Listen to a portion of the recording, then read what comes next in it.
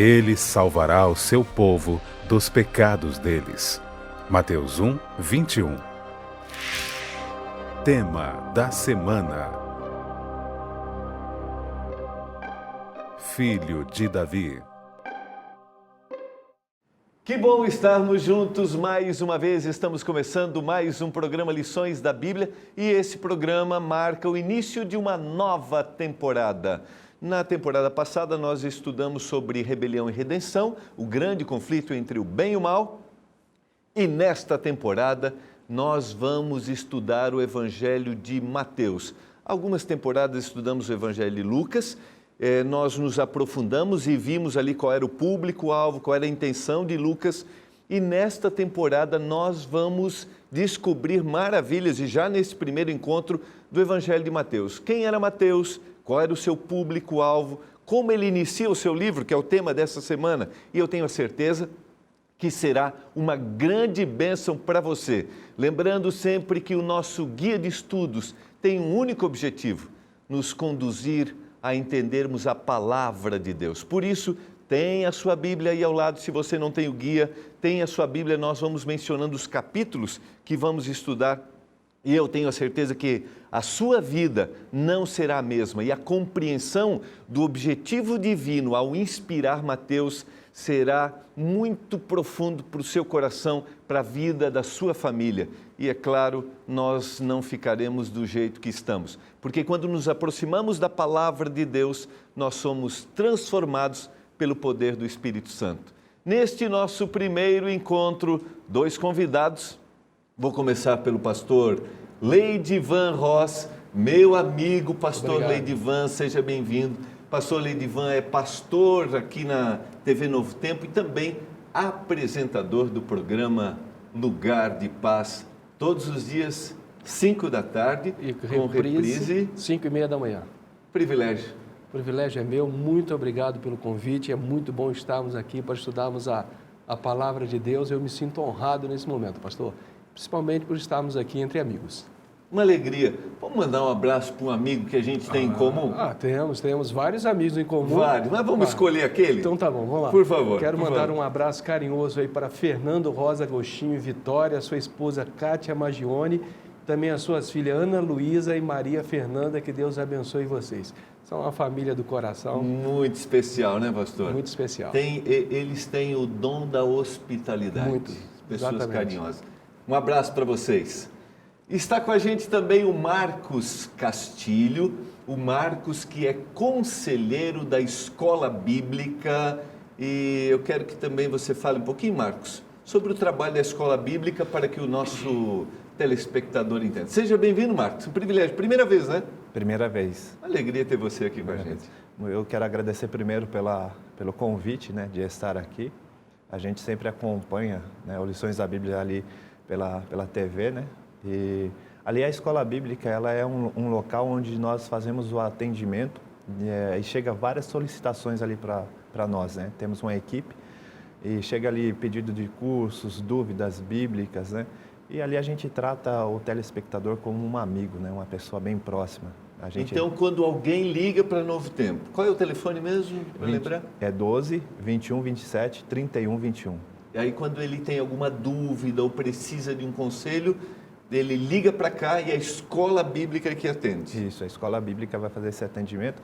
Esse atendimento ele não é feito só por telefone, ele é feito através dos e-mails, também, através de cartas.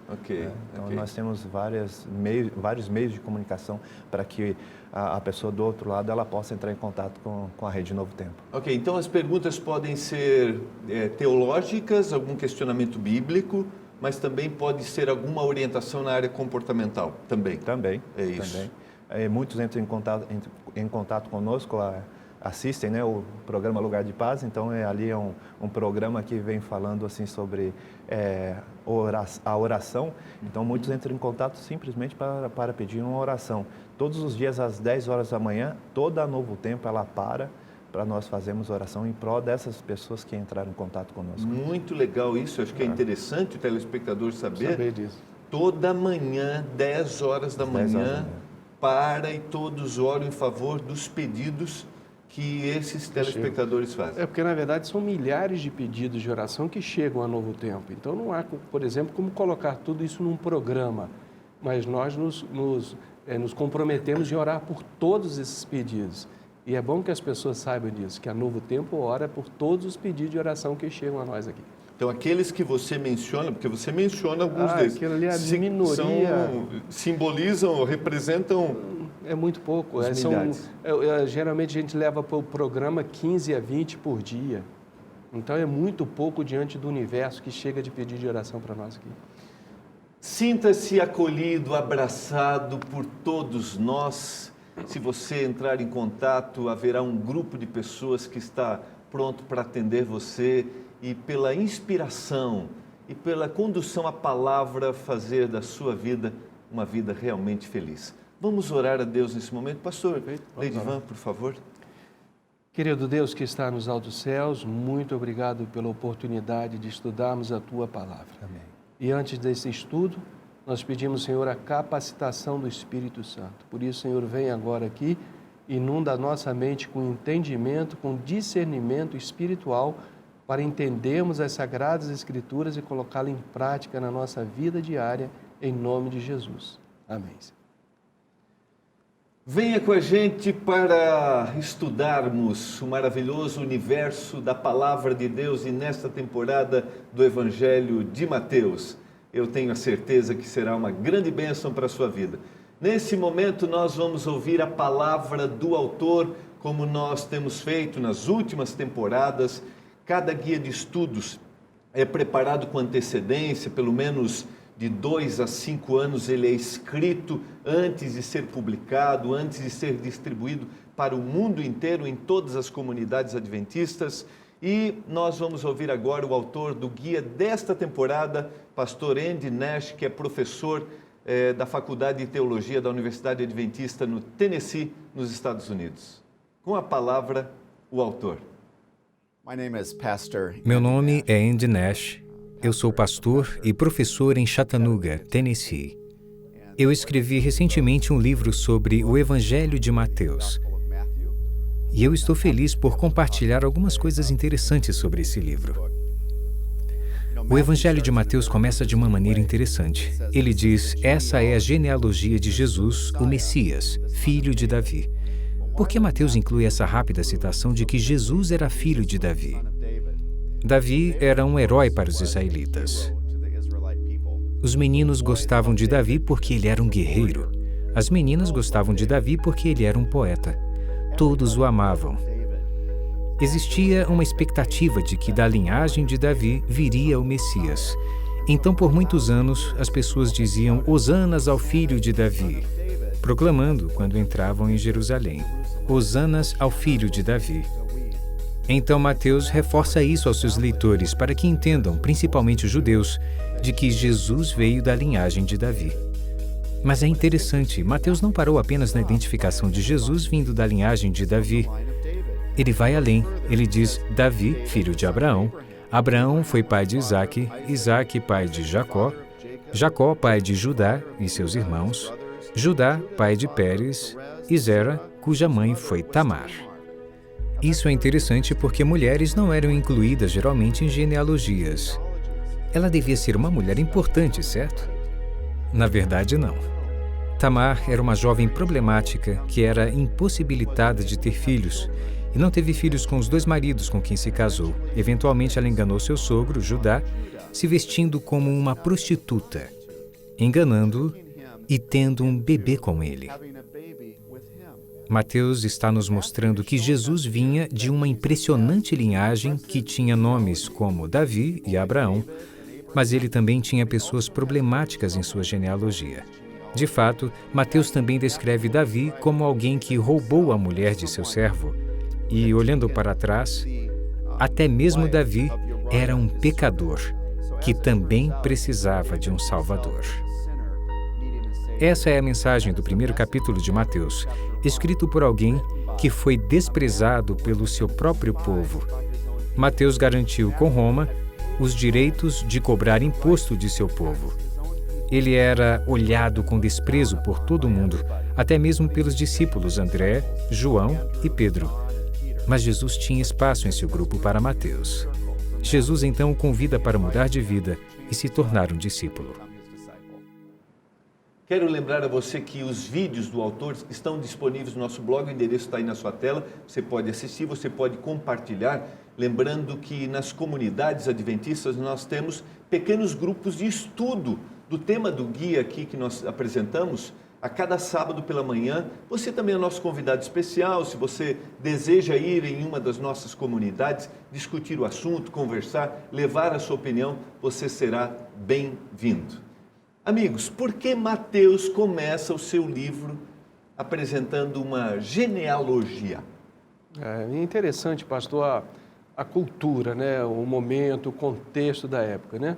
Por exemplo, eu estava em Guarapari quando o senhor foi anunciado lá como pastor da Igreja Central de Vitória. O senhor fez uma semana de oração em Guarapari, o senhor se lembra?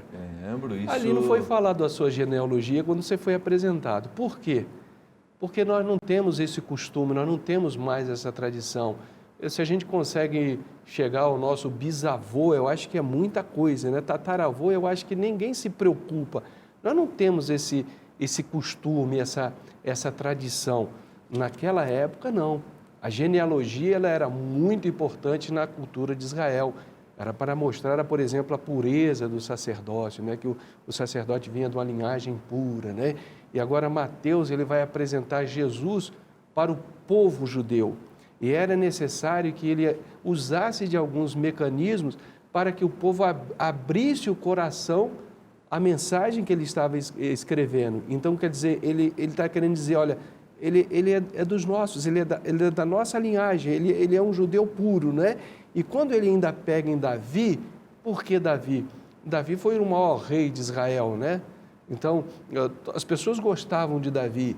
Então, quando ele colocou a linhagem de Davi, era para dar credibilidade a Jesus e tudo aquilo que envolvia ser da linhagem de Davi, como nós vamos ver ainda nesta lição. Mas era para dar credibilidade ao ministério e à pessoa de Jesus Cristo. Por isso que ele vai na linhagem de Davi. Sabe que eu nunca pensei no bisavô, até o avô eu sempre conto histórias, mas nunca teve...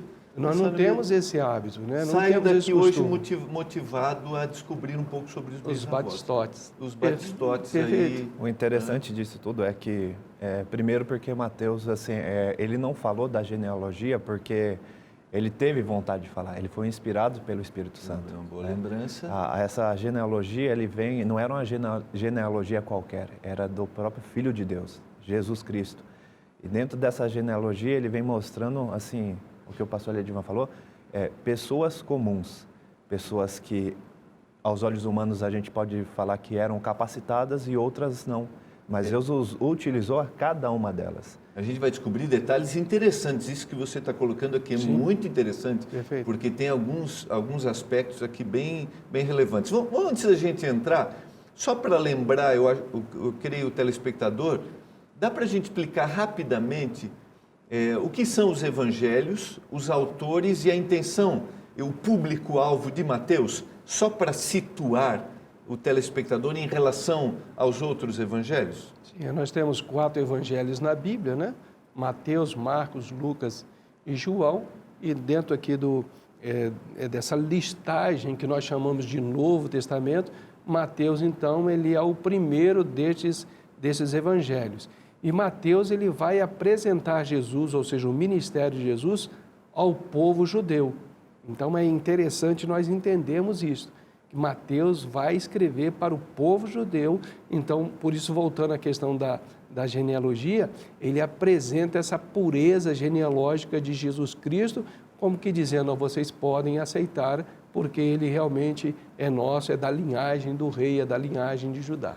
Quando a gente estudou Lucas, nós estudamos que Lucas tinha uma intenção de mostrar para os gentios. O gentil, aquele que não era judeu. Sim. Então, o público-alvo inicial de Mateus é o povo judeu. O povo judeu. Então, por isso que ele mostra ele está preocupado em mostrar os seus ascendentes, os ascendentes de Jesus, ou seja, essa linhagem. Para se identificar com o povo judeu. Que aguardava o Messias. Perfeito. Ok, eu acho que isso é Pastor, interessante. O que eu vejo bem, assim, um ponto-chave no Evangelho de Mateus, é que Mateus ele se preocupou em falar do lado humano de Cristo, né? Até nós temos uma comparação com João, né? Que João ele começa a falar do lado divino, né? João 1, o verbo, é isso mesmo. Se fez carne, habitou entre nós. Isso é bem interessante. Eu não sei se por causa do tempo que João ele foi escrito, né? Bem depois, é considerado o último livro, né, a ser escrito. Então a gente vê essa comparação. Mateus ele se preocupou em mostrar um Cristo humano, um Cristo que é gente da gente, né? Muito, muito interessante. Vamos falar só um pouquinho sobre Mateus, que o Guia de Estudos tem uma frase bem interessante, e eu quero citá-la. Afinal de contas, ele era um judeu coletor de impostos. Havia se vendido ao inimigo, e na verdade, ao inimigo, no caso, o Império Romano. Na verdade, pagava a Roma pela oportunidade de sentar-se na coletoria e cobrar impostos do seu povo. O que significava ser um coletor de impostos nessa época? Significava, em primeira instância, ser odiado pelo povo, né? Que se existe uma ofensa para o povo, era pagar imposto de uma terra que pertencia a ele por herança divina. E agora vem outra nação, outro povo, escraviza Israel, e Israel tem de pagar o imposto da herança que Deus havia dado para eles. Então, o cobrador de imposto era uma pessoa repugnante, ele não era aceitado. Assim como na sociedade, a gente não olha muito bem para aquele guardinha que fica lá dando multa no carro da gente, alguma coisa parecida com isso, né? Estou só fazendo aqui uma semelhança, né? Uma comparação. Então, geralmente, o cobrador de imposto era uma pessoa odiada pelo povo, em primeiro lugar, porque o povo era obrigado a pagar imposto daquilo que ele achava que não deveria dar, né? E também porque o cobrador de impostos ele tinha a possibilidade de usar alguns mecanismos para poder fraudar ou cobrar alguma coisa além do que era devido, né?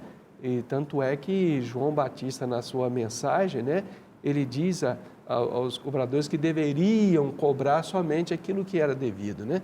Então, o cobrador de impostos, no caso Levi Mateus, não era uma pessoa muito benquista na sociedade, não. Entendeu? Não era muito bem aceito pela sua função de cobrador de impostos. Ok, eu creio que é interessante porque o Senhor pega um indivíduo que de alguma forma se sente rejeitado e transforma o seu coração, o faz um discípulo e um instrumento nas mãos dele. Eu acho que aqui a gente tem uma lição bem legal para a gente pensar, né?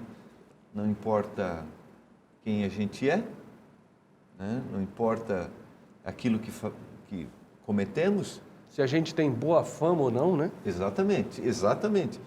Mas nas mãos do Senhor, tudo pode ser transformado. É muito bem colocado. O autor do Guia de Estudos apresenta um negócio que eu nunca tinha parado para pensar aqui, né? Que é Mateus como um livro das origens, como um ponto comparando aqui o livro de Gênesis. Dá para a gente dar uma pequena explicação sobre isso aqui para o telespectador? Dá sim, porque a palavra genealogia, ela também pode ser traduzida, né, como um começo, a origem, né? Então, assim como o livro do Gênesis diz lá, né, no princípio, né, o Gênesis de todas as coisas, quando Deus estava criando todas as coisas, Mateus, então, ao colocar a genealogia de Jesus, é como se ele estivesse apresentando esse Criador, né? Quem sabe um novo início, uma nova criação de coisas, de ideias, de vida para o povo de Israel, né? Quem sabe um novo Gênesis para Israel na oportunidade do Filho de Deus encarnado. Ele não está rompendo ou separando, porque tecnicamente Antigo e Novo Testamento é só uma questão técnica. Somente técnica. Mas está dando o início, né? Uma nova ideia, uma nova né? ideia. A vinda do Messias, né? É a vinda do Messias que vai... A primeira vinda vai estar ligada à segunda, a gente vai estudar isso ao longo da temporada, mas ele está dando essa nova, né? Uma nova visão agora com a vinda do Messias. Perfeito. nós percebemos que, assim como o livro de Gênesis, ele começa a dar informações de tudo ali sobre o início da criação, Mateus ele começa a dar informações sobre o começo do Evangelho, né? Tudo que nós vemos, né, até mesmo na pessoa de Cristo, que é comentado até mesmo nos Evangelhos, eles utilizavam de que livro? Do Antigo Testamento. Aqui talvez uma maneira mais fácil de se entender aquilo que se falava na palavra de Deus para os antigos. Mateus está preocupado em apresentar o Messias, mas há um texto no Guia de Estudos que leva a gente a refletir um pouquinho sobre Jesus. E eu queria que vocês considerassem o capítulo 5 e o verso 2 de Miqueias. Miqueias 5, verso 2. E tu, Belém Efrata, pequena demais para figurar como grupo de milhares de Judá, de ti me sairá o que há de reinar em Israel, e cujas origens são desde os tempos antigos, desde os dias da eternidade. Nós vamos para o intervalo e eu queria que vocês considerassem aqui, porque nós temos uma profecia e agora nós temos o cumprimento dela. Como você mencionou, né, Marcos?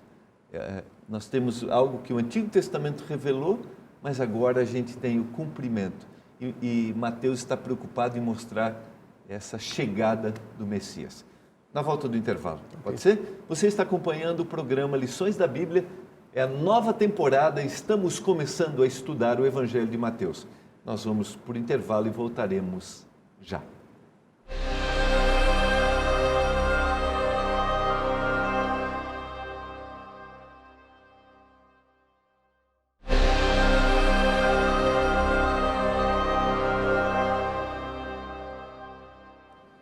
Você está acompanhando o programa Lições da Bíblia. Este é o primeiro programa de uma nova temporada. Estamos estudando o Evangelho, começando a estudar o Evangelho de Mateus.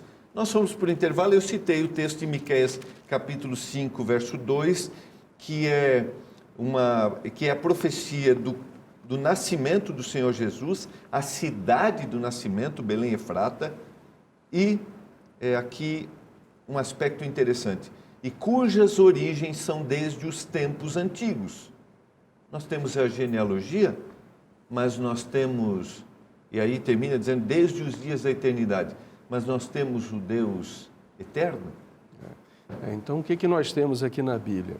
Nós temos o Filho de Deus, Jesus Cristo, que vem a este mundo, ele nasce de uma virgem, ele nasce a gente fala de uma jovem, né, de uma adolescente lá nos seus 16, 17, 18 anos, que seja, né? Agora, é importante nós entendermos que antes da encarnação de Jesus Cristo, ele é Deus eterno, ele é Pai da eternidade. Ele não teve princípio, ele não teve início, ele não tem fim, porque ele é Deus eterno. Então, algumas pessoas elas não conseguem entender isso. A Bíblia fala que Jesus Cristo é o Filho de Deus, então ele é gerado por Deus em algum momento? Não. Ele é chamado de Filho de Deus porque no livro de Lucas, no capítulo 1, versículo 35, diz que ele seria gerado pelo Espírito Santo e por isso ele seria chamado de Filho de Deus. Então, Jesus Cristo, ele veio ao mundo, ele nasceu aqui como uma criança, porém, ele é Deus eterno desde a eternidade, como diz aí Miqueias, capítulo 5, versículo 2, e o livro de Isaías já havia dito que ele é Pai da eternidade. Muito bem colocado, Marcos. Quer considerar? Ali nós vemos Mateus ele preocupado em mostrar que a profecia havia se cumprido, né, na pessoa de Jesus. Aqui a lição ela vem trazendo assim, Jesus ele era o pensamento de Deus audível. Né? E no capítulo 2, o verso 1, está exatamente isso que você está colocando.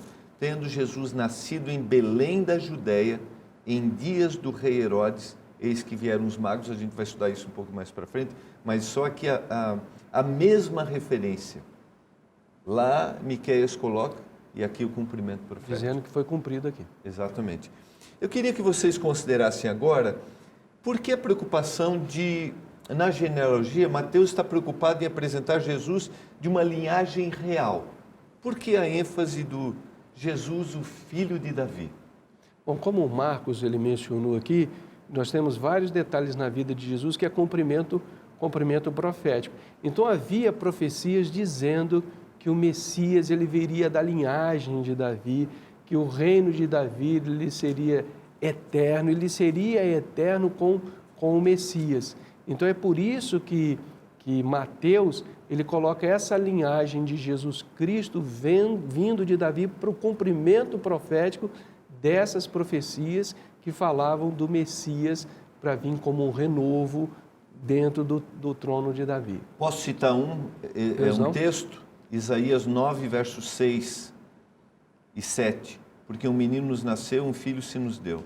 O governo está sobre os seus ombros e o seu nome será maravilhoso, conselheiro, Deus forte, Pai da eternidade, príncipe da paz. Para que se aumente o seu governo e venha paz sem fim sobre o trono de Davi. Exatamente, sobre o trono de Davi. Então o Messias, o Deus eterno que vai nascer, o Messias, o Salvador do mundo, ele vem do trono de Davi. E Mateus está exatamente dando base ao povo, para o povo acreditar nesse cumprimento profético. Podemos ter a certeza de que todas as profecias como esta irão se cumprir? Como isso deve impressionar a gente? Eu vejo assim que o Deus ele se preocupou em falar conosco em que linguagem? Na linguagem humana. Cristo veio, é um Deus, depois mais na frente nós vamos ver falando sobre Filipenses, que ele se esvazia, não usurpou ser igual a Deus, mas se esvazia e se torna em pessoa humana para quê? Para que não houvesse ruído, para que não houvesse dúvida sobre a vinda, o plano da salvação, a pessoa de Cristo entre nós. Então eu posso ter a certeza de que sempre haverá um cumprimento profético. Assim como houve na primeira vez, haverá numa segunda vez, na segunda volta de Jesus. Isso é certo. Sim, porque e como que deveria ser a minha reação em relação a isso? Porque a palavra de Deus, ela nunca falha, né? Um dia eu estava lendo Josué, no capítulo 21, versículo 45, dizendo lá que para o povo de Deus, naquele momento lá, nenhuma das promessas de Deus falhou, ou seja, todas as promessas de Deus se cumpriram. Então, assim é a palavra de Deus. A palavra de Deus, ela se cumpriu na vinda de Jesus Cristo, quando ele veio a este mundo, e nós temos de ter certeza de que ela vai se cumprir agora também na sua segunda vinda. E o importante, pastor, é nós estarmos alicerçados diariamente na palavra de Deus, estudando as Sagradas Escrituras, vendo o cumprimento profético que estão aí diante dos nossos olhos, vigiando e sendo atentos àquilo que está acontecendo. Porque assim como aconteceu na época de Jesus Cristo, algumas pessoas não estavam preparadas para a sua primeira vinda, embora conhecessem as Sagradas Escrituras, há o perigo de nós, conhecendo as Escrituras, nós sermos mais tradicionais do que pessoas baseadas realmente na palavra de Deus, que buscam e esperam o cumprimento profético da volta de Jesus Cristo para os nossos dias. Então, para nós, isso é um alerta. Eu tenho que aceitar, para eu desejar, essa segunda vinda, eu tenho que aceitar a primeira. Até hoje. Vamos sublinhar essa frase porque ela é importante. Para que eu aceite, para que eu tenha certeza da segunda, é preciso que eu aceite a primeira. Eu preciso entender isso. Eu preciso entender que Cristo veio. Naquele período onde Cristo estava ali, havia muitas pessoas que esperavam o Messias, eram leitores da palavra de Deus, mas eles não tinham esse conhecimento que o Messias estava presente. Hoje existem muitas pessoas que precisam ter esse contato pessoal, entender que Cristo veio. E ele veio, eu creio que uma das participações de Cristo, que se houvesse de não ser cumprida, foi quando na sua crucificação. Nós vemos o próprio Cristo falando: Pai, se possível for, passa de mim esse cálice. Mas não era possível, ele precisava cumprir com tudo isso. Então nós precisamos aceitar essa primeira. Nós precisamos para almejar que a segunda ela aconteça. E as pessoas, perdão, pastor, as pessoas sim. não entenderam a primeira vinda de Jesus porque eles deturparam a natureza do reino de Davi aqui na terra.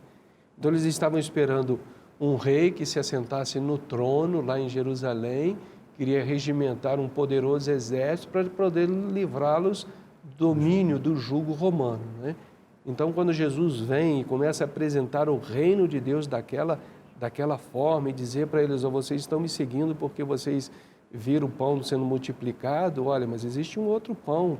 Os pais de vocês comeram do pão no deserto, no maná, e morreram. Existe um pão espiritual, é a minha vida, é o meu sangue. E aí muitas pessoas, elas deixaram Jesus porque não era aquilo que elas estavam querendo, não era esse tipo de Messias que estavam esperando, né?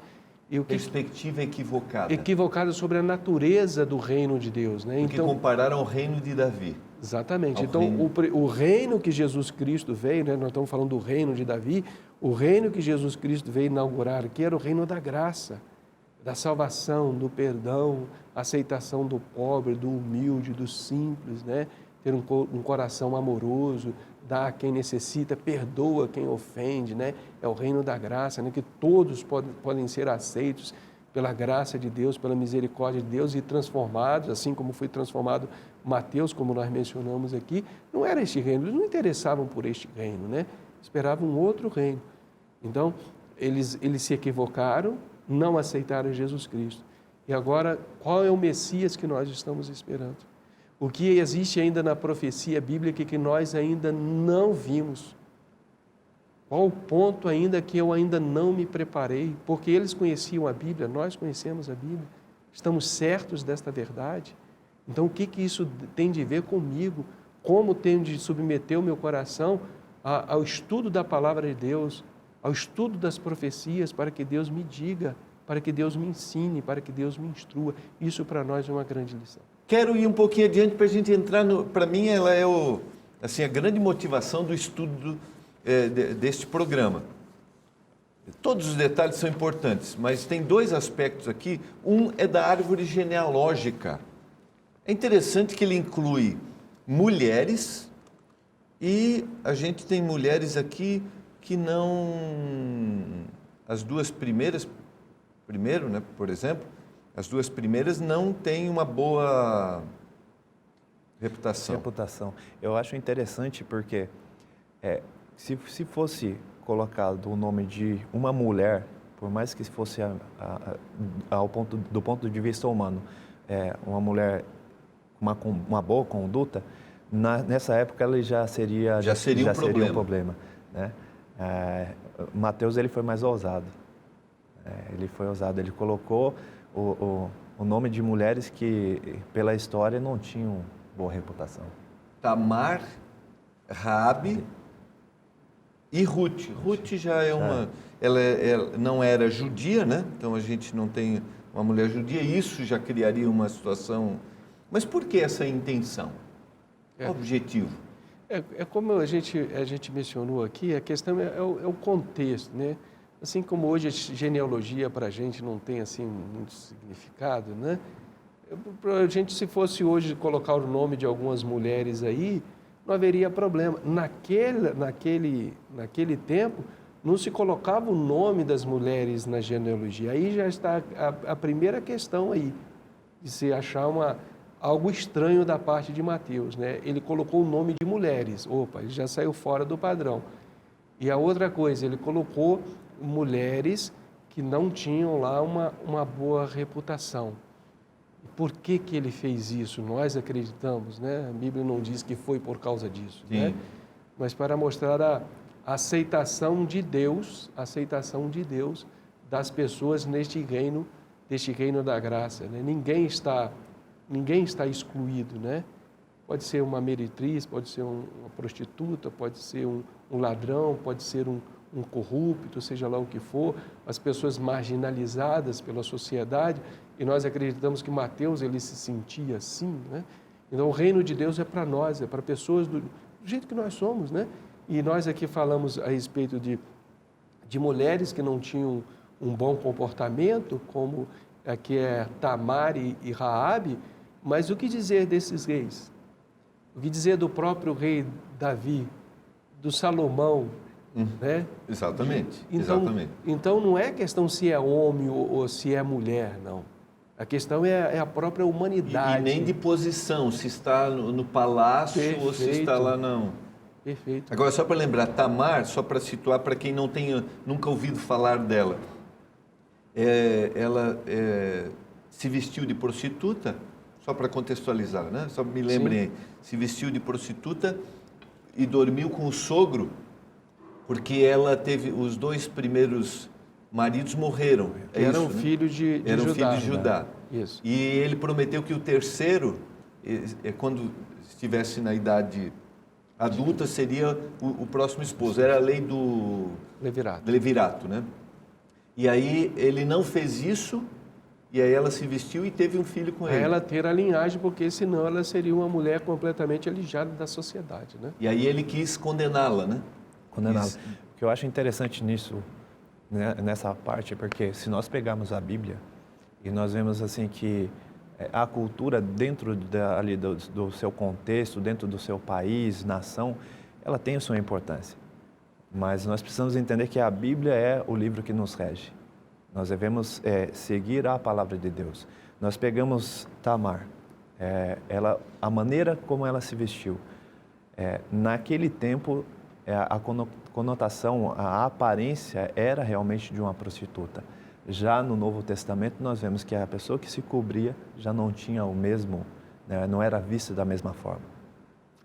É bem interessante isso, porque o Senhor transforma o coração dessas pessoas. Esse é o detalhe.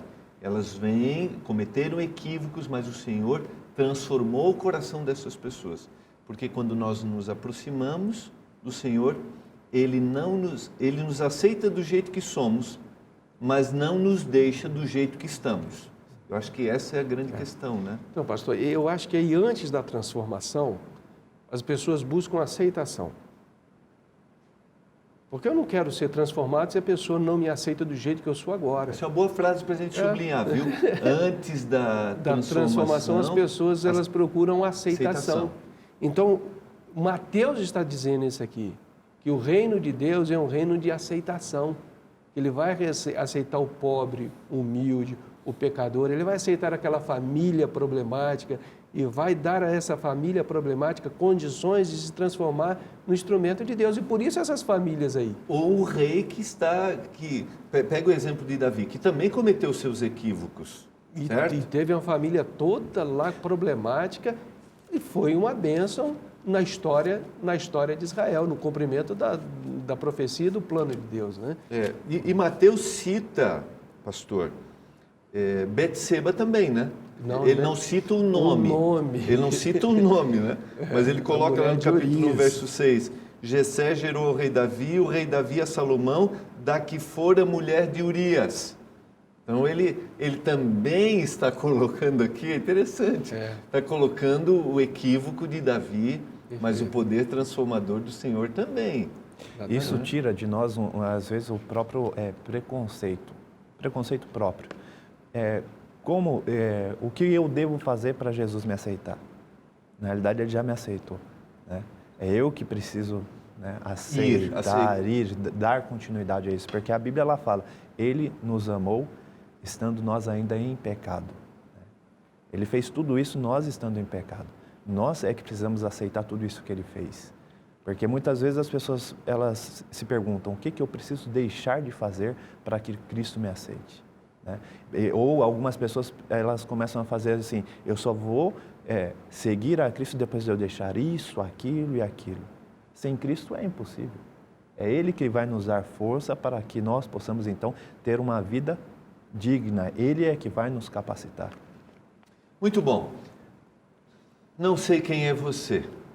Onde você está? Talvez numa boa casa, num condomínio fechado, num escritório, com uma boa posição, ou talvez humilde, cometendo equívocos. Não sei qual é a situação que você vive. O reino do Senhor é o reino da aceitação, como o pastor mencionou. Venha do jeito que você está, porque você não vai ficar desse mesmo jeito. O Senhor, pelo poder do Espírito, transformará você.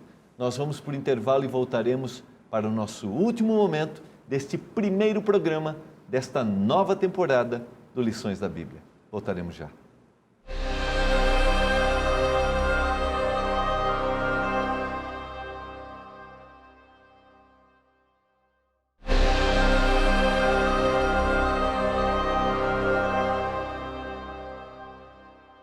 Nós estamos voltando para o nosso último momento do programa Lições da Bíblia de hoje.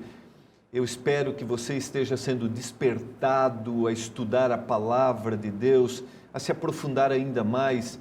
Eu espero que você esteja descobrindo que, gostei da frase, viu, pastor Ledivan, que o reino do Senhor é o reino da inclusão, todos são bem-vindos, o reino da aceitação. Eu acho que foi essa frase que você colocou.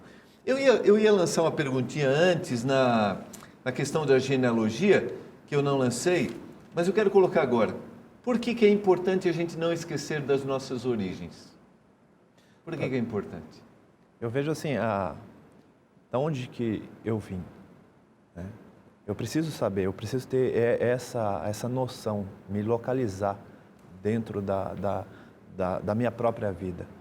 Onde eu estou e para onde eu vou. Existem algumas coisas assim, nós temos preconceitos, às vezes nós ao olharmos para a pessoa, e se nós esquecemos o nosso passado, as nossas origens, muitas vezes nós começamos a ter um julgamento, né? Então se faz muito importante eu lembrar das minhas origens, de onde que eu estou vindo, né?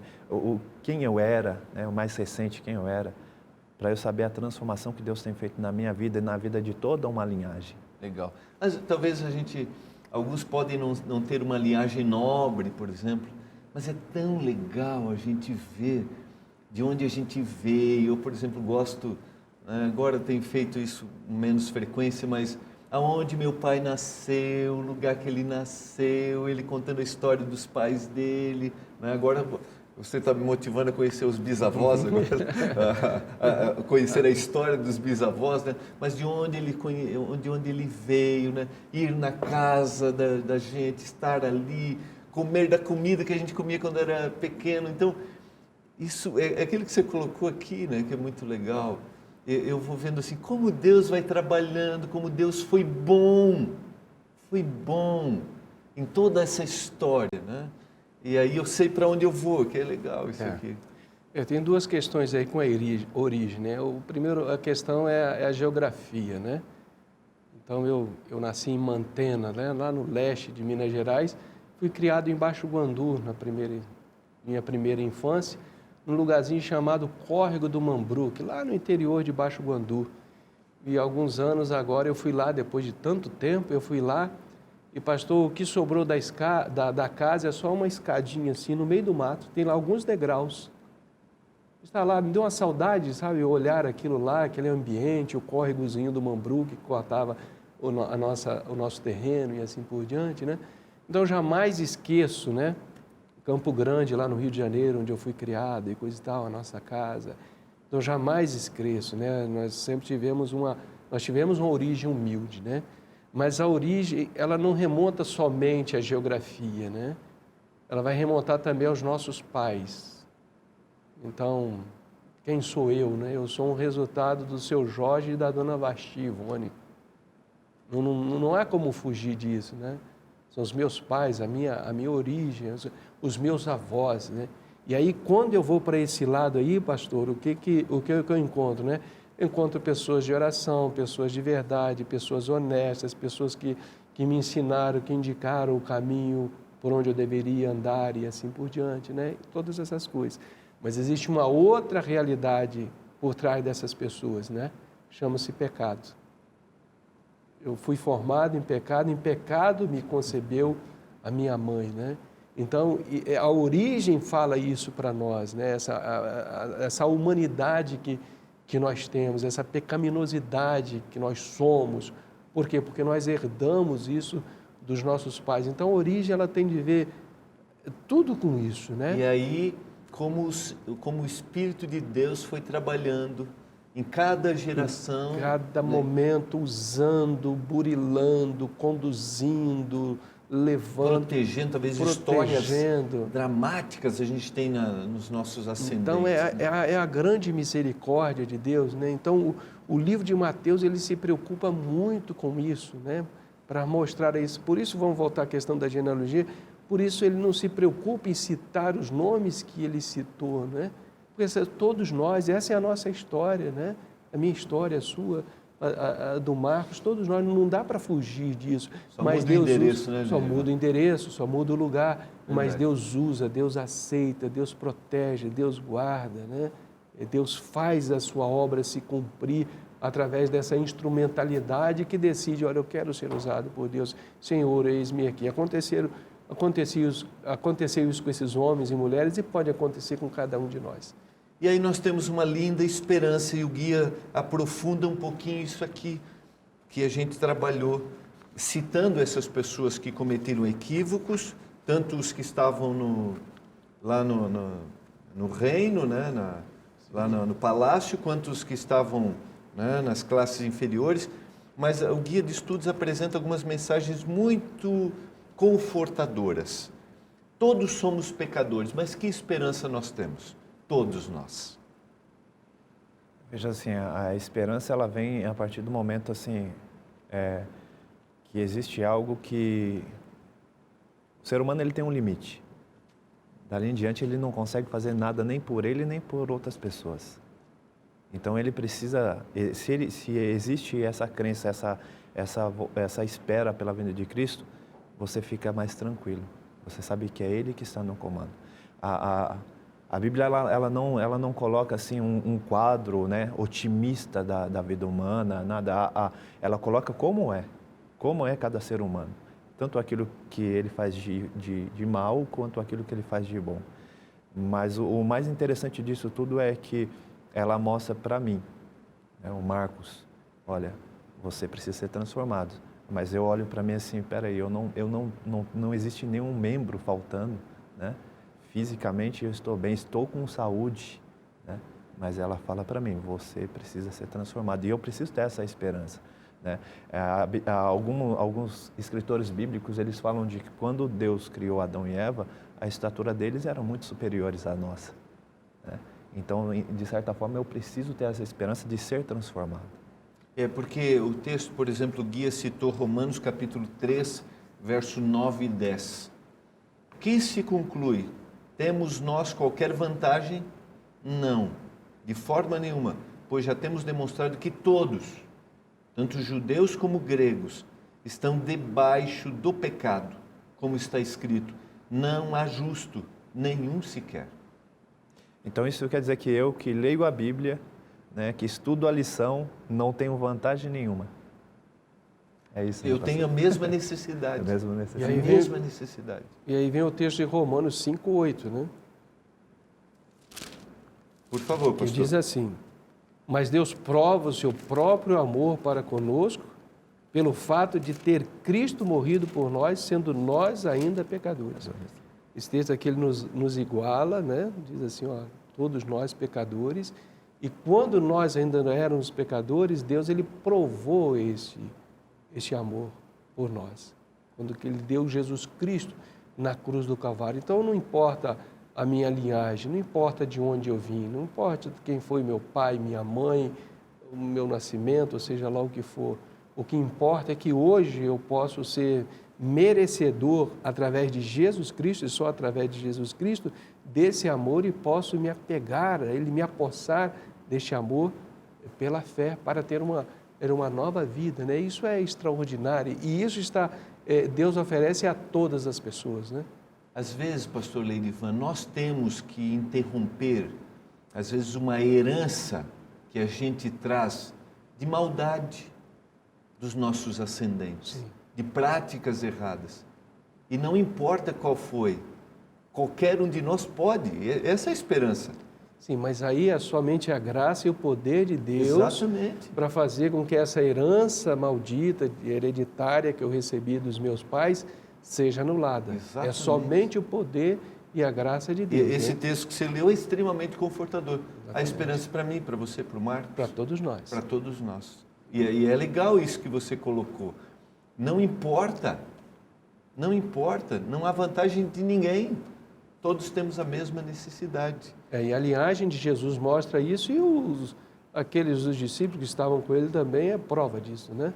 Esse poder transformador de Deus. É legal a gente colocar aqui, é a mesma necessidade, é o mesmo direito, é a mesma oportunidade, é a mesma esperança. Não importa onde a gente esteja. Eu quero só citar, antes da gente ir adiante, uma frase que está no Guia de Estudos. Mateus mostra que Deus pode usar qualquer pessoa, por mais marginalizada e desprezada que seja, para realizar seus propósitos. Essas são o próprio tipo de pessoa que Jesus veio salvar. Que frase para a gente refletir aqui, para a gente ver que há esperança para todos nós.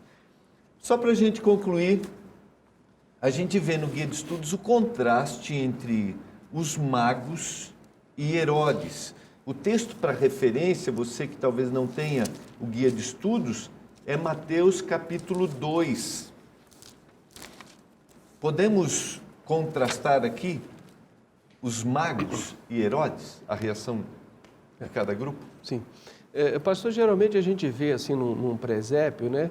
Jesus Cristo na manjedoura, ali estão os animais ali, Maria, José, os pastores e os magos presentes, né? Esse presépio ele não está muito de acordo com o relato bíblico, não. Por quê? O que aconteceu com esses magos?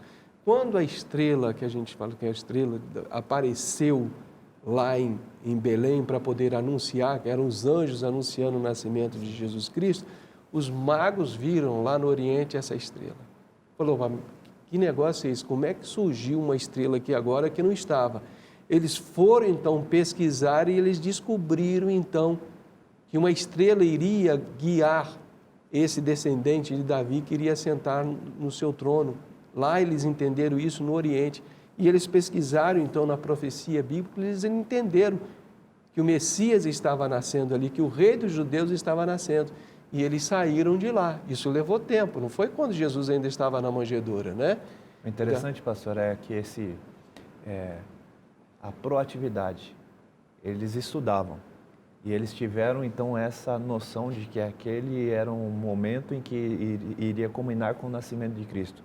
Conhecimento por si só, ele não leva a nada. Perfeito. Né? Eles foram proativos, nós vamos atrás, nós vamos ter todo o conhecimento e a prova de que isso realmente é verdade ou não. Eu acho que é legal a gente sublinhar essa frase aqui, o conhecimento por si só não leva a nada. Não leva a nada. Tem que haver uma reação. Uma reação. E a questão deles não foi simplesmente diplomática, nós vamos lá entregar um presente a um rei que nasceu. A questão não foi essa. A questão foi que eles foram adorar. Se eles foram adorar, era porque eles reconheciam dentro da profecia bíblica, porque eles estudaram isso até chegar esse momento, eles reconheceram que ali realmente era o Filho de Deus que estava nascendo como rei de Israel, não como um reino terrestre, né? Mas um reino de graça. E por isso, então, eles vieram adorar. Essa foi a atitude correta deles, porque eles entenderam isso nas Sagradas Escrituras. Agora, por que é importante que a gente conheça a verdade? Por que é importante? Jesus Cristo falou assim, conhecereis a verdade e a verdade vos libertará, né? Então eu sempre falo o seguinte, antes da verdade libertar, ela machuca. Por quê? Porque nós estamos presos ao erro, né? Nós estamos presos, quem sabe, aos nossos antepassados, às tradições, a hábitos, costumes, pecados. Então, na hora que a verdade ela vai libertar disso aí, ela vai causar um transtorno. Por isso que a Bíblia é considerada como uma espada de dois gumes, né? Que faz esse trabalho de ir a fundo para poder libertar. Então, nós devemos conhecer a verdade para sermos libertos de nós mesmos, de tudo que somos. Ok, vamos fazer uma oração agradecendo a Deus pelo estudo? Pai do céu, obrigado por termos a oportunidade de conhecer a palavra. Que a palavra transforme a nossa vida através do poder do Espírito Santo. Que conheçamos a verdade. Em nome de Jesus. Amém. Não esqueça as palavras de Jesus, ditas agora pelo pastor Leidivan. E conhecereis a verdade, e a verdade vos libertará. Foi muito bom estarmos juntos. Até o nosso próximo programa, Lições da Bíblia, aqui na TV Novo Tempo, canal da Esperança.